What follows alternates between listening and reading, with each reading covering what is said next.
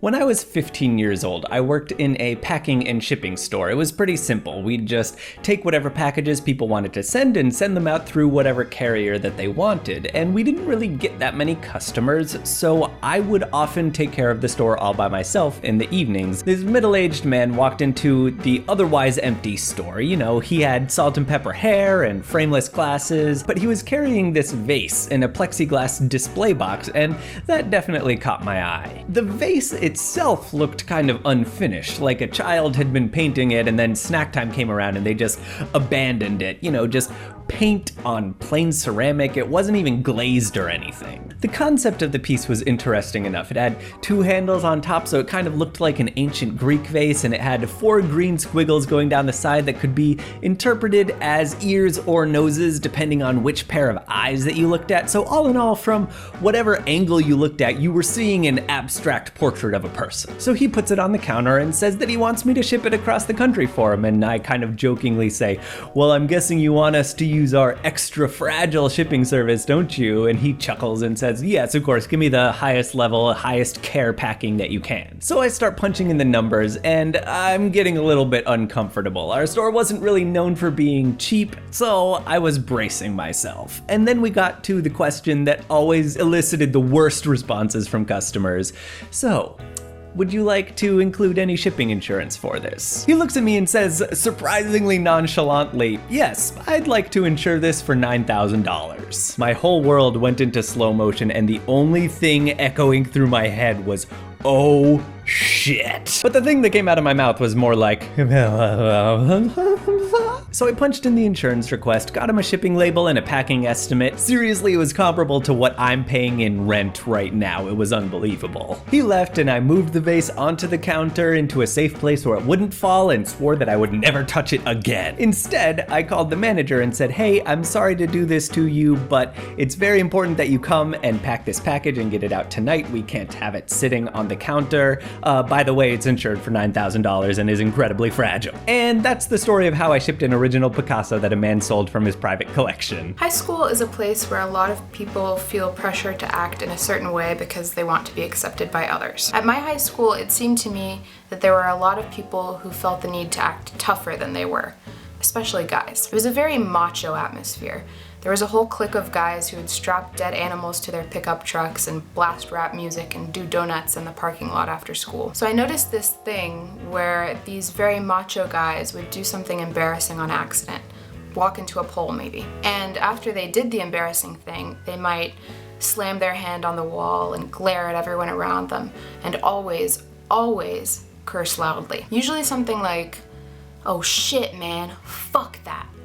Always drawing more attention to themselves, but presumably saving face in the process. So one rainy morning, sophomore year, I was rushing to school, hurrying to meet my friends, and I slipped in a puddle of water, falling face first to the floor. And my mind worked quickly to find something I could do to save myself that embarrassment. So I pushed myself up in a very tough, strong way, and then I said, in the meekest, tiniest voice that probably nobody around me could hear, oh, crap. It was when I was in year 6, 11 years of age, the last year of junior school before starting comprehensive school. Our class teachers organised a leavers getaway for a few days before summer vacation started to Atlantic College. Of the activities we did, we got to go mountain boarding, similar to skateboarding but done in the field. The field that we had our session in was very typical British countryside, rolling hills and bushes lying in the periphery, and it just so happened that it was also inhabited by a lot of cows. And as one would expect with animals in their natural habitat, there was a lot of excrement scattered all over the place. It was nearing the end of the session and I wasn't feeling completely confident to roll down the hill stood up, so I decided to roll with it sat down on the board instead. Just so happened, with physics, Newton's laws, the gradient of the field and momentum, that the board accelerated. And naturally, as the hyper-anxious kid I was then, I started to panic as to how I was going to stop myself from crashing into the bushes that were looming ahead of me. In hindsight, I don't know why I didn't just bring my feet down on either side of the board, but perhaps it was just too far a distance for my stressed brain to send nerve impulses to. So I slammed my hands down like how a fighter jet tilts his wings for the descent, when I felt my hands make contact with not the soft tufts of grass that I'd expected, but something like a frangipane pie. Oh shit. Oh literal shit. As in, two conveniently placed half-dried cowpats on either side of me, not quite fresh, but not quite hard, to make me feel a little queasy. Needless to say, my friends found it both immensely hilarious and disgusting, and I sadly had no place to wipe my hands out in the wilderness, except on my trousers. So, a funny story. Actually, it wasn't really funny at all. I lived in Japan for about 1.5 years. And during that time, I went back home to Sweden to visit. So I didn't fly directly home because it was much cheaper for me to just fly over to Denmark and then take a train from there to my hometown. Walking off the train, I could see my mom and relatives and stuff, so I was just like super excited. So I just like grabbed my bags and ran outside to meet them. So excited! So we went home, we ate great food, I met some more relatives, and I pet my pets. I cuddled with my pets and all that stuff, and it was just really, really nice. Well, it was nice anyways, until I made the discovery. Oh shit! I forgot my bag on the freaking train. And this wasn't just any ordinary bag. It was not just like a bag with clothes and some junk. This was my handbag. It had my passport, my cell phone, my PS Vita, and my everything. Yeah, I don't even know what to say. So I went into crazy panic mode, so did my parents and my boyfriend and everyone, and the most horrible part is, I had to catch a flight back to Japan in like 7 days or like 6 days. Great stuff. So luckily my boyfriend's parents knew some people in the train company thing. So we called around, tried to get someone, we went to the train station, talked to people. Finally we get the information that my bag is not stolen. Phew! My bag and all my stuff was in Denmark now. Yeah, great. So we called the lost and found place, and they only send stuff on special days or special dates and stuff. So the date where I would be able to get my stuff was the day before my flight. I was able to unbook my flight just in case, you know, if I didn't get my stuff. So I got everything back, except for my PS Vita. And I still don't know where it is. I guess someone's having fun out there. 2 years ago, I was on this health kick / self-improvement plan where I decided to go from a non-runner to complete a half marathon. I was a few months into my training when I was having one of those days where I really didn't want to run. So I wasted the whole entire day, and it was hitting close to dinner time when I was like, you know what? I need to prove to myself that I can do this. So I grabbed my shoes and went for a run. So 5 minutes into my run, my stomach started growling. It was close to dinner time. I was thinking I was hungry, and I said, I'm just gonna go for it and then I'll eat later. So I went on. But that growl soon became pain, and it was being super loud, and it hurt really bad. And as soon as I stopped, I realized I didn't need to eat.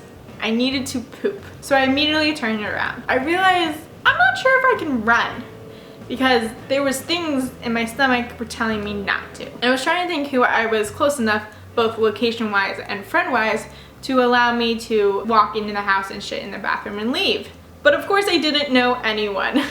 And it kept on getting worse and worse. As a last resort, I did what anyone does. I called my parents. My dad kind of chuckled at me, but said he would come pick me up immediately. I'm sure it only took about like 3 minutes, but it felt like a lifetime. I didn't even think about the possibility of like, what if I don't make it? Because I was so determined to make it. And as soon as I saw my dad pull up in my beautiful blue car, I lost it. I literally lost it. And I said, oh shit, I'm literally shitting my pants. Luckily, my dad immediately pulled into this little slot. I hopped in. I don't think anyone saw me. And I just told him to drive. On the ride home, my dad kind of chuckled and made jokes. And I just sat in the back seat on my hip to prevent any squishing and staining of my car seats. Utterly embarrassed. I got home, immediately took a shower. After the incident, I kept on running. Except for every time I went for a run, I had to ask myself, do I need to poop? Themes for the month of July are out. Awesome. The themes are Fish Out of Water, which was actually a theme suggested by Patreon patron Jillian. Side note, if you give $5 a month on our Patreon campaign, you can actually suggest a theme. So there you go. The second theme for the month of July is Shattered, so stories of being broken or seeing things broken.